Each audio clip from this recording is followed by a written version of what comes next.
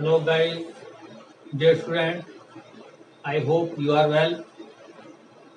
आपने मेरी जो लास्ट वीडियो देखी थी, मतलब इससे पहले, वो थी आइसोमेट्रिक ड्राइंग या आइसोमेट्रिक प्रोजेक्शन। बट आज मैं आपको प्रोफेशनल बनाने के लिए एक नया तरीका लेके आया हूँ कि आप कहीं ना कहीं जहाँ जिस इंस्टीट्यूट में आप पढ़ते हैं वहाँ पर कुछ ना कुछ बेसिक ऑपरेशन होते हैं वर्कशॉप के अंदर, मैन्युफैक्चरिंग प्रोसेस के दौरान। तो ये ऑपरेशन मैं क्यों बता रहा हूँ आपको, क्योंकि जो भी आइसोमेट्रिक ड्राइंग आप देखेंगे और जब उसके ऑर्थोग्राफिक प्रोजेक्शन की डिटेलिंग में जाएंगे तो आपको ये लगेगा कि यार ये है क्या चीज़ ये। तो ड्राइंग की रीडिंग करने में भी आपको अच्छा लगेगा, स्टडी करने में आपको अच्छा लगेगा। ऑर्थोग्राफिक प्रोजेक्शन जब डिटेलिंग करेंगे, डायमेंशनिंग देंगे तो आपको अच्छा लगेगा। इसलिए लगेगा कि आपकी नॉलेज एनहेंस करने के लिए मैं नया वीडियो लेके आया हूँ, जिसमें आप टाइटल देख सकते हैं ऊपर वेरी वेरी क्लियर लिखा हुआ, बेसिक ऑपरेशन एंड टर्मिनोलॉजी। यानी कि कौन से वो बेसिक ऑपरेशन हैं जो वर्कशॉप में होते हैं, और या फिर जो भी आप आइसोमेट्रिक ड्राइंग देखते हैं या ऑर्थोग्राफिक प्रोजेक्शन के अंदर जितनी भी ड्राइंग्स में इस्तेमाल होते हैं वो चीज़ें क्या हैं और उनकी टर्मिनोलॉजी को हम कैसे देखते हैं, इनका मतलब समझने की कोशिश करेंगे। ड्राइंग सभी बना लेते हैं, कोई कॉपी करके बनाता है, कोई कैसे बनाता है, कोई अपने दिमाग से बनाता है, लेकिन है क्या एक्चुअली, तो मैं बताता हूँ। Number 1 taper, number 2 blind hole, third clearance hole, countersunk, counter bore, chamfer, fillet, threading, knurling and last is undercut और you may call it relief groove. What is the difference between these operations? तो ये operation हमें समझने पड़ेंगे हैं क्या चीजें, क्योंकि कोई भी ऑब्जेक्ट, कोई भी जॉब, जो भी मैकेनिकल कंपोनेंट है, आप देखते होंगे सिलाई मशीन है और सीलिंग फैन है, वॉशिंग मशीन है, फ्रिज कूलर, आपकी बाइक है, कार है, इसके अंदर बहुत सारे कंपोनेंट लगे होते हैं और हर कंपोनेंट के अंदर कोई ना कोई ऑपरेशन होता है मशीन शॉप के अंदर, ठीक है। तो जो बेसिक ऑपरेशन है वो सब इन्हीं में से होते हैं। जैसे मैं आपको बताता हूँ कि टेपर है क्या। टेपर का मतलब है टेढ़ापन, समझ लीजिए आप कुछ। जैसे मैं अगर डाया पे टेपर देना चाहूंगा तो मैं अभी ऑर्थोग्राफिक ड्राइंग बता रहा हूँ आपको, या आप इसको ऐसे देख लीजिए, ये मैंने सेंटर लाइन डाली और मैंने यहाँ पर एक ड्राइंग बनाने की कोशिश कर रहा हूँ, ठीक है। कोई शेप है, अभी ये मैं सोचे कि क्या शेप है, अभी सिर्फ ये देखिए कि टेपर क्या है। तो मैंने जो है इस पर डायमेंशन डाल दी है, ये मैंने डायमेंशन डाल दिया इस पर, और यहाँ भी मैंने डायमेंशन डाल दिया। ये मैंने डाया 20 लिख दिया, ये मैंने डाया 60 लिख दिया है। अगर मैंने पिछली बार भी आपको जो बहुत पहले की वीडियो बनी होगी उसमें दिखाया था कि 20 और 60 के आगे अगर मैं ये लगा देता हूँ पाई का सिंबल, तो क्या है, डायमीटर, डायमीटर। आप देख रहे हैं कि इस जॉब का यहाँ पे मैंने कोई लेंथ दे दी है, सपोज लेंथ इज 100 mm। सब सारे डायमेंशन में यूजुअली मिलीमीटर में ही आपको दे रहा हूँ। तो यहाँ 60 है, यहाँ 20 है, तो यहाँ ज्यादा है ना, और यहाँ कम हो गया, तो ये हो गया एक टेपर, और ये 100 हो गया। तो टेपर हमेशा यहाँ दिया जाता है 1:50, यानी कि अगर मैं इसको भी मिटा दूं, ओके, मैं इसको रब कर देता हूँ, इसका मतलब है कि 50 mm पे जाने पर इसका डायमीटर 1 मिलीमीटर कम हो जाएगा, तो ये टेपर होगा। तो अगर मैं डाया लिख के टेपर दे रहा हूं तो taper on the cylindrical piece, जो सिलिंड्रिकल शेप में होता है, सिलिंड्रिकल ऑब्जेक्ट के अंदर, तो थोड़ा सा हो सकता है कि वीडियो थोड़ी लंबी बन जाए, लेकिन ये एक आपके लिए रेयर वीडियो बनाई है मैंने, ताकि आपकी समझ में आ जाए। तो I think you got the point what is the taper, and the taper can be given also on the flat piece. कोई बात नहीं, ये फ्लैट पीस हो गया, मैंने आपको वो डायमेंशन दे दिया, आपको यहाँ 100 दे दिया, और टेपर मैंने अगर फ्लैट पीस पे देना होगा तो मैं एक साइड टेपर दे रहा हूँ, ये वाला। कोई दिक्कत? No problem. टेपर का मतलब टेढ़ापन कितना है वो परसेंटेज में, वो रेशियो में दिया जाता। तो आपका ये पॉइंट क्लियर हो गया, ये वाला था टेपर, करेक्ट। अब मैं इसको, आप एक बार देख लीजिए, अब मैं इसे रिमूव कर देता हूँ क्योंकि बोर्ड पे जगह नहीं बचेगी। पेपर क्लियर हो गया। Now what is the blind hole? Blind hole का मतलब है ऐसा होल जो किसी भी ऑब्जेक्ट में वार पार नहीं जा रहा हो, थ्रू नहीं हो। तो बहुत सिंपल है, मैंने एक चौकोर पीस लिया। ये सारी की सारी ड्राइंग जो है मैं ऑर्थोग्राफिक प्रोजेक्शन में बना रहा हूँ। तो मैंने एक ये होल इसके अंदर ड्रिल किया है फुल डेप्थ तक, और आप ये देखिए मैंने हिडन लाइन डाल दी है। अब मैं साथ साथ आपको डायमेंशन भी इसमें दे के दिखा रहा हूँ ताकि आप कंफ्यूज हो। डाया 30, और ये मैंने डाल दिया इसका। तो एरो हेड जो है आप जो है फील बनाएंगे और पॉइंटेड बनाएंगे ताकि अच्छे लगे देखने में। और ये मैंने बना दी आपकी सेंटर लाइन। मैंने डाया दे दिया 60। तो डाया 60 मिलीमीटर का सिलिंड्रिकल जॉब है जिसका इंटरनल डाया 30 है, और मैं यहाँ से इसकी डेप्थ फिक्स कर रहा हूँ जो कि मैंने डाल दी है 40 mm। 40 mm पे डेप्थ है, ठीक है। डायमीटर 30 है, और टोटल हाइट मैंने डाल दी है 100 mm। क्लियर? अब आप समझ गए होंगे डायमीटर यानी सिलिंड्रिकल पीस है, अंदर इसके अंदर मैंने ड्रिल से एक होल किया है जो 40 mm तक है। लेकिन अब आप देखेंगे ये मैंने एक एंगल नीचे दिया है ना, ये डैशेड लाइन में हिडन लाइन है एक्चुअली, है ना, शॉर्ट डैशेड है different road. What is this? तो ये एक इंप्रेशन है जिस ड्रिल से हम होल कर रहे हैं, क्योंकि ड्रिल का जो फ्लूट है वो 118 डिग्री होता है, 120 की जगह 118 डिग्री होता है जो इसका ड्रिल का फ्लूट है। ड्रिल देखा होगा आपने, इस तरह का होता है और ये इस तरह का होता है। तो ये वाला एंगल जो ये है, तो एक्चुअल लेंथ कहाँ से मेजर होगी? ऊपर से नीचे तक, यहाँ तक, जहाँ तक ये 40 है। Clear? Blind hole is clear, यानी कि it is not the through hole. तो ये मैंने आपका क्लियर कर दिया। अब आ जाइए आप, what is the clearance hole? Clearance mean through hole. तो मैं थोड़ा सा जल्दी वीडियो को शॉर्ट करने की कोशिश कर रहा हूँ ताकि कम समय में, बाकी सेम डायमेंशन हुई है, but what is the entity? ये मैंने ड्रिल आर पार कर दिया इसके अंदर। ये क्या है? डाया 30।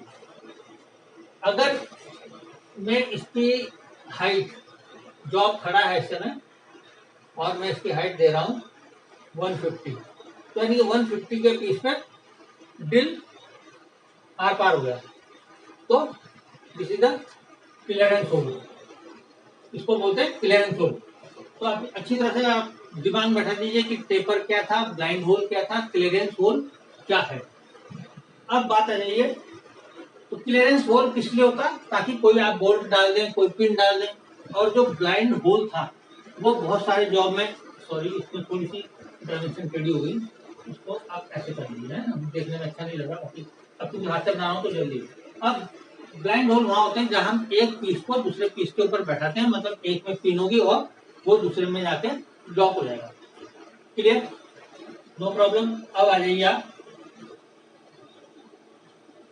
काउंटर सम। तो काउंटर सम का आप देखिए किस तरह से है। मैं एक ऑब्जेक्ट ले रहा हूं, माना कि ये भी डायमेट्रिकली है ना, इसको मैं अब आप पूछेंगे कि सर ने डायमेंशन नहीं डाली, तो मैं डायमेंशन डाल रहा हूँ 70। Okay, I put a centre line and first आप ध्यान से देखिए कि इसके अंदर है क्या। तो वर्कशॉप में अगर आप जाएंगे तो पहले एक ड्रिल करेंगे, ठीक है। माने ड्रिल 16 mm का है, डाया 16 mm का मैंने ड्रिल कर दिया थ्रू, यानी कि क्लियरेंस होल डाल दिया। अब मैं क्या करूंगा कि एक काउंटर सन, एक टूल आता है जिसका शेप होता है काउंटर सन, इस टाइप से ऐसे करके बनवाता है, ठीक है। और इसमें भी इस तरह का डिजाइन होता है, तो ये ड्रिल चक के अंदर हो जाता है और वो काउंटर सन इसमें लगाते हैं और फिर जो एंटिटी बनेगी इसके अंदर वो ऐसी बन जाएगी। इसको मैं थोड़ा सा और इधर कर देता हूँ ताकि ये आपको क्लियर दिखाई देगा। अब ये पॉइंट हट जाएंगे, मेटल कट गया उधर से और ये होगा। इसको मैं, तो मैंने कौन सा काउंटर सन इसमें यूज किया है, 120 डिग्री का। तो ये होते हैं 120 डिग्री हो सकता है, 90 डिग्री हो सकता है। तो what is the importance of this countersunk? तो आपने देखा होगा कि कई बार हमारे पास मार्केट में से स्क्रू हैं कि जिनके अंदर एक, अगर ऊपर से इसको देखें तो इस तरह से स्लॉट कटा हुआ, ठीक है, और नीचे क्या है, काउंटर सन। तो अब ताकि इसका फेस, स्क्रू का फेस ऊपर ना आए, तो स्क्रू किस तरह का होगा, जो स्क्रू इसके अंदर हम डालेंगे वो कुछ इस तरह का होगा, ठीक है। साथ साथ आपको दिखा रहा हूँ इसीलिए कि आप ये माने स्क्रू है, तो इसका जो ये हिस्सा है ये इसके अंदर अंदर बैठ जाए, यानी कि इस तरह से बैठ जाएगा ये, करेक्ट। ये स्क्रू बैठ, ताकि मशीन में कपड़े ना उलझे या काम करते समय या कोई और मेटेरियल इसमें टच ना हो, इसलिए इस तरह का काउंटर सन बनाया जाता है। तो I think it is clear. Now come to the next point, counter board. I again draw the another drawing. I made it dia 60। dia 60 का अगर मैं dia 60 बोलता हूँ तो this is it is understood कि ये एक सिलिंड्रिकल पीस है। मैंने क्या बनाई, सेंटर लाइन डाल दी है। आपको सबको स्केल से करना है, मैं सिर्फ आपको समझाने के लिए जल्दी जल्दी कर रहा हूँ। What is the counter board? तो व्हाट आई डिड, मैंने एक होल ड्रिल कर लिया वर्कशॉप के अंदर और फिर इसके बाद इसके अंदर एक बिगर होल ड्रिल कर दिया ऐसे करके। ये मेटेरियल कट गया अगेन। अब क्या हो गया, तो आप देखिए डाया 32 और इसको मैं यहाँ पर डाल सकता हूँ, कहाँ पे डालूँ इसको, तो यहीं डाल देता हूँ, ठीक है, क्योंकि मुझे फिर काफी रफ करना पड़ेगा। और ये दिखी डाया 18 मान लो। अब ये तब तक आपकी ड्राइंग इनकम्प्लीट है जब तक कि आप इसके अंदर इसकी डेप्थ नहीं देंगे, वरना ऑपरेटर क्या बनाएगा, बार बार ढूंढता रहेगा कहाँ है कितना। तो डाया 30 कितना जाना है मेरे को, डीप 8 mm। ओके, पहले मैंने 18 का ड्रिल कर दिया, फिर डाया 32 का काउंटर बोर्ड टूल चलाया। तो ये एक्चुअली टूल कौन सा यूज होगा इसके अंदर मैं साथ साथ बता रहा हूँ, शायद आप किसी और वीडियो में आपको देखने को नहीं मिलेगा। डाया 32 के लिए जो होगा वो होगा एंड मिल। क्या होगा, एंड मिल। तो एंड मिल से इसको बना देना, ठीक है। तो ये भी आपको मैं इसलिए बता रहा हूँ कि आपकी ड्राइंग की स्टडी साथ साथ हो रही है, इसके अंदर आपको एक्स्ट्रा एफर्ट करने की जरूरत नहीं। तो ये सब चीजें मैं आपको वर्कशॉप में कभी किसी दिन बता दूंगा जब वर्कशॉप का लेक्चर दूंगा। Okay, clear. Counter board clear हो गया, ये क्लियर कर दिया मैंने, ये कर दिया, third fourth counter board. Now come to the chamfer. What is the chamfer? I am making the drawing of a simple pin. Okay, ये मैंने कोई पिन दे दी, मैं आपको साथ साथ में इसके डायमेंशन भी डाल के दिखा रहा हूँ ताकि जो टाइम लगना था तो लग ही गया, ठीक है। और मैंने ये कर दिया है 70, करेक्ट। ये मैंने डाल दिया है 10, ओके। तो 10 जो है इसका कॉलर का थिकनेस है, मैं यहाँ डाल रहा हूँ। आप इसे देखें कि मैं डायमेंशन कैसे कर रहा हूँ, उसके अंदर डिफरेंट डिफरेंट टाइप के जॉब आपकी नॉलेज एविडेंस के अंदर कर रहा हूँ। और ये मैं एक डाया डाल रहा हूँ उसके अंदर, थोड़ा लाइन तिरछी हो गई बार बार। और ये मैंने डाल दिया है डाया 30, ठीक है। और ये मैं डाल रहा हूँ डाया 45 है। तो कॉलर का डाया कितना है 45, थिकनेस कितनी है 10, total distance is 70 mm and small dia is 30। अब हम बात कर रहे हैं चैम्फर की। तो चैम्फर का मतलब है ये चीज, अगर आप 45 डिग्री पर टूल चला देते हैं, लेथ मशीन का टूल, टर्निंग का टूल चला देते हैं, तो इसका जो शेप आएगा वो कुछ इस तरह से होगा। तो चैम्फर आपके ऊपर डिपेंड करता है कि कितने mm का आप चैम्फर लगाना चाहते हैं। तो माना कि मैं इसके अंदर 2 mm का चैम्फर लगा दूंगा। ये डिस्टेंस कितना है 2। एक तरीका तो यह है, और दूसरा तरीका है इसका देने का 45 डिग्री। तो 2 mm का चैम्फर लगाया 45 डिग्री पे, यानी कि मैं लेथ मशीन के टूल को थोड़ा टिल्ट करूंगा 45 डिग्री पे और ये कर दूंगा। तो एडवांटेज भी इसका साथ साथ बता देता हूँ आपको। अच्छा, दूसरी बात है कि इस चैम्फर को मैंने ये डिलीट कर दिया, ये भी डिलीट कर दिया और ये भी डिलीट कर दिया। This is the another way to place the dimension to at the rate 45 degree. इसका मतलब है कि 45 डिग्री पर चैम्फर लगाया है और जिसका कि डिस्टेंस कितना होगा 2 mm।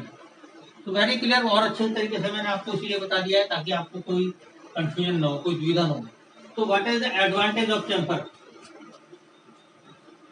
इसका एडवांटेज है नंबर 1, एक तो इसकी जॉब की ड्यूटी इंक्रीज हो गई। दूसरा, जो आपका हाथ कटने का, क्योंकि शार्प होगा, जब ये लेथ से बना होगा, पीस आप उतारेंगे तो हाथ कट सकता है आपका। तो इसको अगर हम चैम्फर लगा देंगे तो एक तो ड्यूटी अच्छी लगेगी, देखने में सुंदर होगा, दूसरा सेफ्टी होगा, आपका हाथ बचाएगा। और जो तीसरा मेन इंपॉर्टेंट पार्ट है इसका, that is a guide. It will act a guide into the any socket और एनी हॉलो पीस।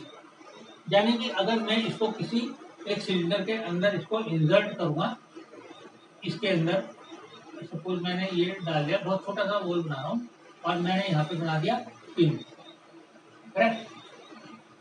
अब आप ध्यान से देखिए, अगर यहाँ पे ऑलरेडी टेम्पर लगा हुआ तो ये it can move easily inside. तो आप समझ गए व्हाट इज द टेम्पर। अच्छा, now come to the fillet.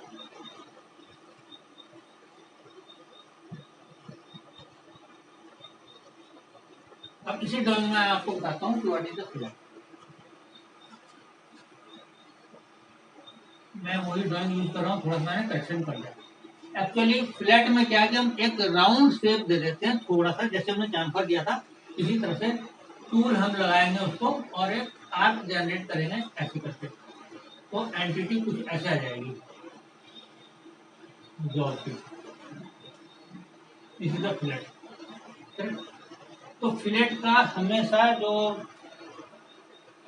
Centre होता है देने के लिए, उसको हम दिखाएंगे आर से, R5 ये। तो एक्चुअली सेंटर इसका कहीं यहाँ होगा R5। आप अंदर से भी ले सकते हैं, अगर और क्लियर दिखाना आपने R5। तो दो जगह दिखाने की जरूरत नहीं, मैंने एक ही जगह दे दी क्योंकि ये तो सिलेंड्रिकल पीस है ना, एक ही जगह दे दी। तो इसका मतलब भी as a guide, it will guide the pin to the socket, अंदर इजीली चला जाएगा। Okay, clear. तो चैम्फर हो गया आपका, फ्लैट हो गया। Now come to the threading. Threading में बताता हूँ आपको पहले, ठीक है, जिस सीक्वेंस में मैंने लिखे हैं उसी में बताऊंगा। थ्रेडिंग का मतलब है किसी पीस के अंदर चूड़ी डालना। तो थ्रेड दो तरह की होती हैं, इंटरनल थ्रेड, एक्सटर्नल थ्रेड। अगर इंटरनल थ्रेड देखनी है तो इंटरनल थ्रेड किसके अंदर आती है, हेक्स नट के अंदर चूड़ी। और एक्सटर्नल जो इसके मैं यहाँ लिख रहा हूँ इंटरनल थ्रेड। हेक्स नट सबने देखे होंगे, सबके घर में है, हर मशीन के अंदर होते हैं। छोटा नट होता है, बड़ा नट होता है। और जो एक्सटर्नल थ्रेड है वो भी मैं आपको बता देता हूँ। उसका एक्सटर्नल थ्रेड ये किसी बोल्ट में हो सकता है और किसी स्क्रू में हो सकता है। एक्सटर्नल किस में होगा, बोल्ट या स्क्रू में। स्क्रू जो छोटा होता है उसको स्क्रू बोलते हैं, और जो बड़ा होता है वो मतलब M10 हो गया, M12 हो गया, M16 हो गया। तो ये एक डिफरेंट चैप्टर है, काफी वास्ट चैप्टर है। तो ये I will tell you it later what is the threading. Okay, तो थ्रेडिंग का मतलब है किसी पीस पर चूड़ी काटना। तो अगर आप देखेंगे थ्रेड, तो मैं अगर एक थ्रेडेड बोल्ट बनाऊं तो मैंने ये बना दिया, और इसके ऊपर अभी मैं सिर्फ एक्चुअली तो ये इसके ऊपर इस तरह की चूड़ी होती है, आपने देखा होगा, ठीक है, ऐसे करके। तो चूड़ी का स्टार्टिंग पॉइंट यहाँ से है और खत्म यहाँ पे है। ये स्टार्ट हो गई चूड़ी यहाँ से और ये एंड पॉइंट है। तो ये डिपेंड करता है कितनी लेंथ तक आपको चाहिए, 60 है, 70 है, और मैं इसका लेंथ डाल देता हूँ सपोज 120। तो 60 तक जो है इसकी थ्रेड कटी हुई है। तो but this is the actual not the conventional method. जब हम ऑर्थोग्राफिक प्रोजेक्शन यूज करेंगे तो आप इस तरह की चूड़ी इसमें बार बार नहीं बना सकते। तो कन्वेंशनल मेथड क्या है, इसके अंदर आपको मैं एक लाइन ड्रॉ कर रहा हूँ, सेंटर लाइन, ठीक है। तो ये वाला पोर्शन मैं कैसे देखूंगा, इसके ऊपर इस तरह करके देखूंगा। ये लाइन मैं डाल दी, ये एक्चुअली पैरेलल लाइन है, ठीक है, और ये इसको ऐसे कर देंगे। तो चूड़ी कितनी थी इसकी, 60 mm, ठीक है। और चूड़ी का डायमेंशन कैसे देंगे आप थ्रेड का, ये आप बाहर निकालें, अंदर जगह नहीं है, M12। तो M12 का मतलब है कोर्स पिच है, इसलिए मैं इसके आगे कुछ नहीं लिख रहा हूँ, ऑर्डिनरी पिच है, ठीक है, फाइन पिच में भी आती है। और तो ये इसका चूड़ी का है। अब इसको थोड़ा सा मैंने आपको बताया था कि कैम्फर का यूज ऐसे था और ऐसे था। अब ये इस लाइन को आपने बंद करना है। तो इसमें बेसिकली चीज क्या होगी देखने की कि स्टूडेंट क्या गड़बड़ करते हैं, ये दोनों लाइनों को एक जैसा बना देते हैं। तो ये थिक लाइन होगी और ये होगी थिन लाइन, ठीक है। इस वीडियो का आप ध्यान से देखना। और ये है थिन लाइन। क्या डिफरेंस है, अगर आप एक अच्छे ड्राफ्टमैन है, एक अच्छे डिजाइनर है, तो यहाँ शो करेंगे थिन लाइन, थिक लाइन, ये बाहर वाली, क्योंकि मेजर डायमीटर यही है और ज्यादा हमारा फोकस इसी पर रहता है कि M12 कहाँ से कहाँ तक है। और इसको थोड़ा सा रहता हूँ, और ये थिन लाइन है। बोर्ड पे तो नहीं दिख रहा मार्कर पे कि क्या थिन है क्या, ठीक है, लेकिन आप अगर एक बार बुक को कंसल्ट करेंगे तो दोनों लाइनों का आपको डिफरेंस समझ में आएगा। तो मैंने ये बनाई थी एक्सटर्नल थ्रेड। तो आपको मैं भी फिलहाल में यही बता रहा हूँ कि what is the convention of the thread. तो थ्रेड का कन्वेंशन ये है जो ड्राइंग में आप बनाएंगे ऑर्थोग्राफिक का। Okay, now I erase this thing. तो threading is okay. Now knurling. Knurling को आप ऐसे समझ सकते हैं जैसे आपके पास कोई बाइक है, कोई स्कूटी है, तो उसका जो हत्था है, हैंडल, उसके ऊपर आपने देखा होगा कुछ एनग्रेविंग की होती है प्लास्टिक की, तो that is known as the knurling. और जो मेटल के पीस हैं उनके ऊपर भी नर्लिंग होती है। तो नर्लिंग दो तरह की हो सकती है। अगर माना ये किसी चीज का हैंडल है, स्कूटर का हैंडल समझ लीजिए आप उसे, इसको आप हमेशा सेंटर लाइन बनाएंगे, ठीक है। मैं तो जल्दीबाजी में बना रहा हूँ आपको समझाने के लिए। तो this is known as the knurling. तो पूरे पीस पर नहीं दिखाते हम, और just knurling. Okay, this is known as the straight knurling. और जो डायमंड नर्लिंग है वो ऐसे करके हम दिखा देते हैं कि इसके ऊपर डायमंड लाइनिंग।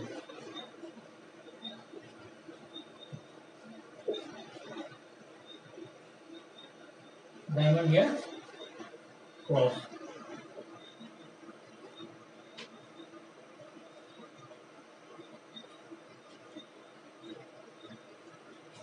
करेक्ट। अब आ जाइए आप, तो नलिंग जो है बेसिकली ग्रिप को मजबूत बनाने के लिए किया जाती है ताकि आपका हाथ फिसले ना, बस। अब मैं आपको बताता हूँ व्हाट इज द अंडरकट या रिलीफ ग्रूव। एक अच्छा डिजाइनर जो होता है वो हमेशा, जैसे मैं आपको एक पिन बना के दिखा देता हूँ। मैं ड्राइंग को इसलिए बड़ी बना रहा हूँ ताकि आपके फोकस में ये चीज बैठ जाए। एक पिन है ये, ठीक है। ड्राइंग मैंने इसकी थोड़ी बड़ी बना दी, स्ट्रेट कर देता हूँ, लाइन अच्छी लगेगी देखने में।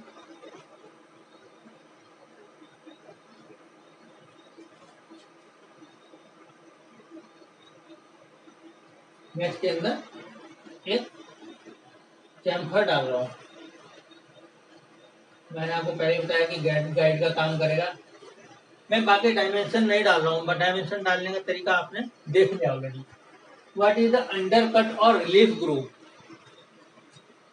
रिलीफ ग्रूव में क्या करता है ऑपरेटर कि इस पिन, ये डायमीटर बना दिया, ये बना दिया, उसके बाद इसके अंदर एक थोड़ा सा बड़ा बन के बना दिखाता हूँ।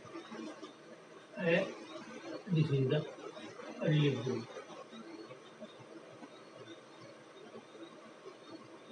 45 मैं इतना बड़ा एक्चुअली होता नहीं, बट मैंने सिर्फ आपको ये दिखाने के लिए कहा कि this is the relief groove.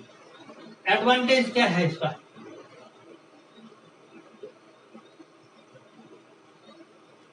इसका एडवांटेज ये है कि ये कहीं न कहीं, देखो मैकेनिकल कंपोनेंट कोई भी है उसकी सिंगल वैल्यू कभी नहीं है जब तक till it is not assembled in the machine भी। अब इसके साथ कोई मैं चीज फेस कर रहा हूँ, सपोज ये कोई ऑब्जेक्ट था, ठीक है, उसके अंदर मैंने इसको इंसर्ट कर दिया, डाल दिया, मैं इसको यहाँ से ब्रेक कर रहा हूँ, ठीक है। तो जो ये पोर्शन है इसके साथ जो ये मैटिंग सरफेस है, ये वाली सरफेस जो है ये और ये, अगर यहाँ पर, क्योंकि टूल जब हम चलाते हैं लेथ मशीन का टूल, तो टूल जब चलेगा तो यहाँ पर होता क्या है कि बेसिकली इस तरह से एक राउंड शेप आ जाता है हल्का सा। तो ये क्या है कि वो पर्टिकुलर प्लेस तक सिटिंग नहीं करेगा, तो उसी वजह से बचाने के लिए हम इसको क्या करते हैं, यहाँ पर एक अंडरकट दे देते हैं। This is the undercut. इस अंडरकोट को देने से कोई नुकसान नहीं है, इससे फायदा ही है ताकि इसकी प्रॉपर सिटिंग हो जाए, प्रॉपर फेस सिटिंग। और प्लस जो यहाँ बर होती है, बर का मतलब है चिप्स, जैसे लेथ मशीन अगर टूल चलेगा तो कुछ चिप्स पैदा होंगे और प्रॉब्लम क्रिएट करेंगे, ठीक है। तो ये आपको ध्यान रखना है। तो अब आप समझ गए होंगे कि व्हाट इज द अंडरकट, ये ग्रूव। क्लियर।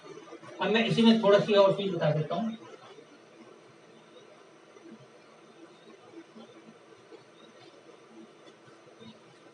कई बार क्या होता है कि मैं ड्राइंग बना रहा हूँ एक अंडरकट की, ठीक है, मैंने ये मेटल कट कर दिया और इधर से ये कट कर दिया, यानी कि मैंने टूल चलाया और यहाँ पर एक अंडरकट डाल दिया। तो इसके डायमेंशन तो आप यहाँ दे सकते हैं, अंडरकट को ऐसे भी दिखा सकते हैं, 3 mm डी। एक ही साइड दिखाओ क्योंकि सिलिंड्रिकल पोर्शन है। तो ये अक्सर इसलिए होता है कि जैसे सर्कलिप डालना है हमने, या कोई और ऑयल रिंग चढ़ाना है इसके ऊपर, है ना, लीकेज रोकने के लिए। तो लीकेज रोकने के लिए हम ऑयल रिंग या सर्कलिप होते हैं, इस टाइप के होते हैं, आपने देखे होंगे कि स्ट्रेट होते हैं, वो इसके ऊपर बैठ जाते हैं। और ये बहुत सारे यूज हैं, इसके उतना डिटेल में जाने की जरूरत नहीं है। फिलहाल आपने ये 10 ऑपरेशन देख लिए। तो डियर स्टूडेंट, आज के लिए इतना ही काफ़ी है।